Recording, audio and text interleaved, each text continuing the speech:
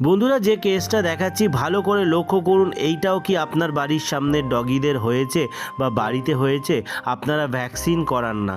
Vaccine না করানোর জন্য এই সমস্যাটা হয়। ভিডিওটা প্রচুর পরিমাণে শেয়ার করবেন, বন্ধুদেরকে অ্যালার্ট করুন। এই কষ্টের ভিডিও দেখিয়ে অবশ্যই বলুন একটা ভ্যাকসিন করিয়ে নিতে।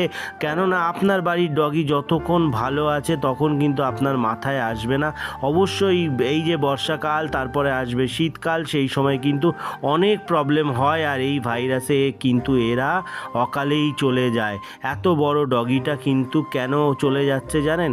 ভ্যাকসিন করা নেই। সেই জন্য বলবো এই সব ভাইরাসগুলো কিন্তু একমাত্র বাঁচানোর উপায় ভাইরাস থেকে ভ্যাকসিন। অবশ্যই বন্ধুরা ভ্যাকসিন করিয়ে রাখুন, তাহলে আপনার বাড়ির ডগি, আপনার বাড়ির পাড়ার ডগি এই অবস্থায় পড়বে না। 104.4 টেম্পারেচার, মানে ভালোই টেম্পারেচার আছে। আমি স্যালাইন ইঞ্জেকশন করছি, কিন্তু একে বাঁচানো যাবে না, আমি ওনাদেরকে বলে দিয়েছিলাম।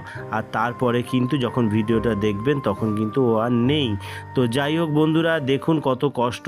ভিডিওটা প্রচুর পরিমাণে শেয়ার করুন। অবশ্যই একটা ভ্যাকসিন করিয়ে এদেরকে বাঁচানোর চেষ্টা করুন। যা খাওয়াচ্ছেন খাওয়া কমিয়ে দিয়ে ভ্যাকসিন করুন। প্রত্যেকটা ভিডিওতে বলি। আমি এখন আসছি, সবাই ভালো থাকবেন, সুস্থ থাকবেন, ধন্যবাদ।